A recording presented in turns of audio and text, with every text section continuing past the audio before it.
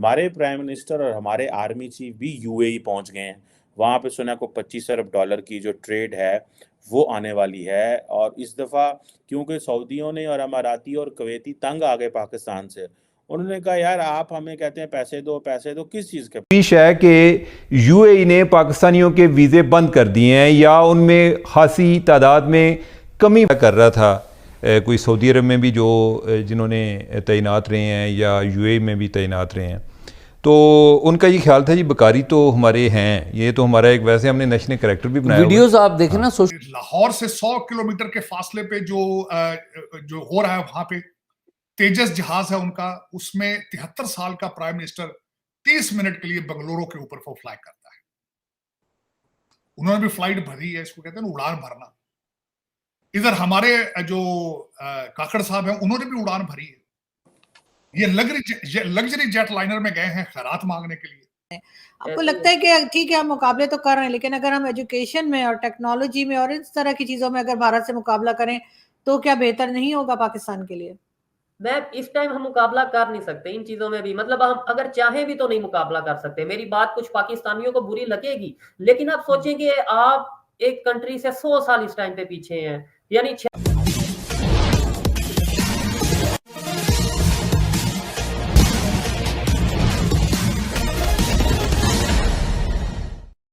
पाकिस्तान के प्रधानमंत्री और वहां के सेना प्रमुख अपने लाव लश्कर के साथ बड़ी भारी मात्रा में यूएई और सऊदी अरब से कर्ज पाने के लिए यूएई पहले पहुंचे हुए थे, लेकिन यूएई ने कर्ज देना तो दूर, पाकिस्तानियों के वीसा पर भी तत्काल रोक लगा दिया है। इसके कारणों के बारे में अंतर्राष्ट्रीय मीडिया में यह बताया जा रहा है कि दरअसल ऐसा प्रधानमंत्री मोदी के 30 तारीख के प्रस्तावित यूएई के दौरे के कारण हो रहा है। हकीकत क्या है जानने की कोशिश करते हैं। पेश है कि यूएई ने पाकिस्तानियों के वीज़े बंद कर दिए हैं या उनमें खासी तादाद में के सऊदी अरब में जो कोई बकारी मिलते हैं उनमें से 80 से 90% जो है वो पाकिस्तानी होते हैं, तो वो काफ़ी उस पर हेडलाइन बनी। तो मैं उस टाइम कोई लोगों से पता कर रहा था, कोई सऊदी अरब में भी जो जिन्होंने तैनात रहे हैं या यूएई में भी तैनात रहे हैं, तो उनका ये ख्याल था जी बकारी तो हमारे हैं, ये तो हमारा एक वैसे हमने नेशनल कैरेक्टर भी बनाया। वीडियोस आप देखें ना सोशल मीडिया पे, जो लोग सफ़ा मरवा के जहाँ पे दौरा करने जाते हैं तो वहाँ पर लोगों ने वीडियोस बनाई हुई हैं कि जगह जगह पे वो बैठे हुए हैं और ये बड़ा अफसोस होता है बताते हुए कि वो पाकिस्तानी हैं। लाहौर से 100 किलोमीटर के फासले पे जो हो रहा है वहां पे तेजस जहाज है उनका, उसमें 73 साल का प्राइम मिनिस्टर 30 मिनट के लिए बंगलुरु के ऊपर वो फ्लाई करता है। उन्होंने भी फ्लाइट भरी है, इसको कहते हैं उड़ान भरना। इधर हमारे जो काकड़ साहब हैं उन्होंने भी उड़ान भरी है। ये लग्जरी जेट लाइनर में गए हैं खैरात मांगने के लिए। 2 उड़ानें उड़ी हैं इस रीजन में, जहां ये वही सरजमीन है जो 1947 से पहले बिल्कुल इकट्ठी थी। लेकिन इस साइड से जो उड़ान भरी जाती है खैरात मांगने के लिए, रूलिंग एलीट के लिए, और दूसरी साइड पे लोकल मेड जहाज के बारे में मैं उस पर थोड़ी सी मैं बात करना चाहूंगा कि वो जो उड़ान उन्होंने भरी है वो क्या है। पब्लिक सेक्टर ने उनको 123 तेजस तैयारों का ऑर्डर पहले ही दे रखा है। डिफेंस इंडस्ट्री जो है $26 बिलियन की प्रोडक्शन लेके जाना चाहता है 2025 तक। जब मेरा मुल्क जो है जिसकी आंखें बंद हैं, कान बिल्कुल बंद है, जरा मैं थोड़ा सा उसके बारे में बोलना चाहूंगा कि बिल्कुल किसी को होश नहीं है। जो है उसको जो है वो डेवलप कंट्रीज तक लेके जाना चाहते हैं 2047 में, ताकि हम जो ग्रॉस डोमेस्टिक प्रोडक्ट है जीडीपी वगैरह जो है उसमें बरतानिया को तो वो पहले छोड़ गए हैं, लेकिन वो जर्मनी और जापान के नज़दीक हैं। सो ये जो एक इम्प्रेशन जा रहा है कि भाई हम ये लेने जा रहे हैं, $80 बिलियन की इंडस्ट्री, हमारा इसमें हाथ होना चाहिए। और फिर उसके लिए सारी बात है जो एक इंफ्रास्ट्रक्चर आपने क्रिएट करना होता है। मेरा ख्याल है कि मुझे एक चीज़ की समझ तो आ गई कि जैसे इंडिया में in Gujarat they have a political stability, one कैसे बीजेपी रूल कर रही है, सेकंड प्राइम मिनिस्टर की स्टेट है, थर्ड एक बिजनेस माइंडेड स्टेट है, फोर्थ कॉन्टीन्यूस पॉलिटिकल स्टेबिलिटी है, fifth now is a time that Pakistan को जाके कहना पड़ता है आओ पैसे लाओ, आओ पैसे लाओ, आओ इधर आओ, अल्लाह का वास्ता जा जाओ, लोगों को कन्विंस करना पड़ता है बट आप देखें, मैं उसको देख रहा था, जो क्या नाम है, गुजरात के जो चीफ मिनिस्टर हैं पटेल साहब, वो दूसरा बैगिंग, ठीक, बकारी जो हैं हमारे इधर उधर उधर भी जाते हैं, ऐसे। और तीसरा जो है ना ओवरऑल क्रिमिनल एक्टिविटीज़, ये 3 है। ये जो बात है ना कि उन्होंने को पाकिस्तानियों के वीज़े कम किए हैं, इस पे यूएई वाले उन्होंने कोई डायरेक्ट अनाउंस नहीं किया, ऐसे। लेकिन ऐसा ज़रूर है कि कुछ इजला हैं कि उन्होंने भी कोई प्रोफाइलिंग की हुई है कि जो ज़्यादा कोई लोग ट्रबल कर रहे हैं वो किस जगहों से आ रहे हैं, ये बकारी जो हैं वो किस साइड से ज़्यादा उनकी आमद है, ठीक है।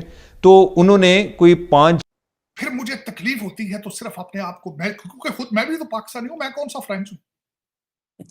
चीमा साहब, बॉटम लाइन जब निकलती है कि क्वालिटी ऑफ डीएनए पे मैं चुप कर जाता हूं आगे, क्योंकि माजी भी कोई नहीं है ना। माजी भी, हम पावर के सामने लेटने वाले लोग हैं, सरेंडर करने वाले लोग हैं। और आज किसके सामने सरेंडर करते हैं? डॉलर के सामने। पहले आप ताकतों के खिलाफ सरेंडर करते थे, पठानों के सामने सरेंडर करते थे, गोरों के सामने लेटते थे आप।